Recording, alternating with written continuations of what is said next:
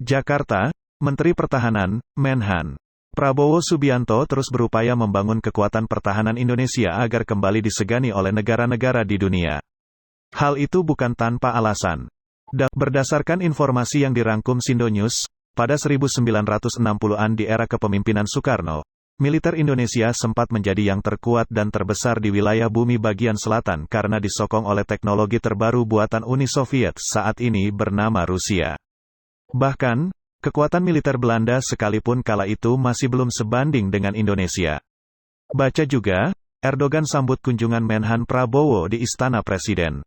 Di Angkatan Laut, misalnya, Indonesia memiliki kapal perang tercepat dan terbesar saat itu bernama Sverdlov yang kemudian diganti menjadi Kri Irian. Kapal perang tersebut dilengkapi dengan 12 meriam raksasa kaliber 6 inch yang mampu membawa 1.270 kru.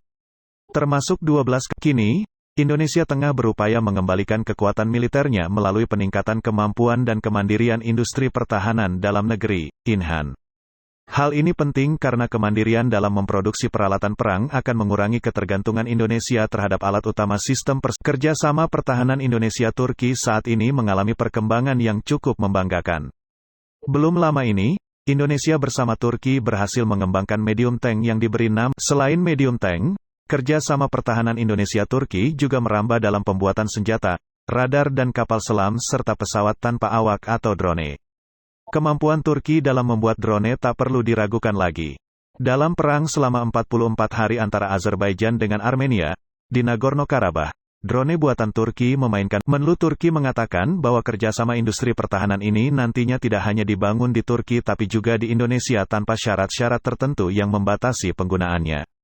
Menhan RI menyambut positif pernyataan tersebut dengan menambahkan pentingnya kerjasama pertukaran pendidikan dan pelatihan personel militer Indonesia dan Turki. Para taruna Akademi TNI ditawarkan untuk dapat mengikuti pendidikan di Akademi Militer Turki.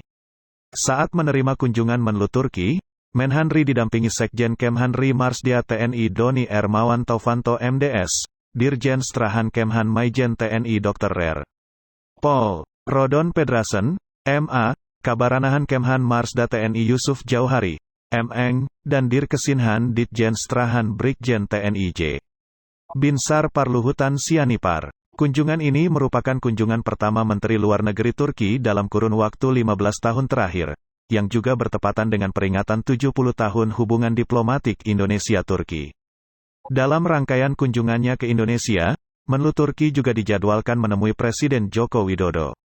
Dari pertemuan awal dengan Menlu RI, kunjungan ini diantaranya membahas mengenai rencana kunjungan balasan Presiden Turki Recep Tayyip Erdogan ke Indonesia pada tahun 2021 dan upaya penguatan kerjasama strategis bilateral.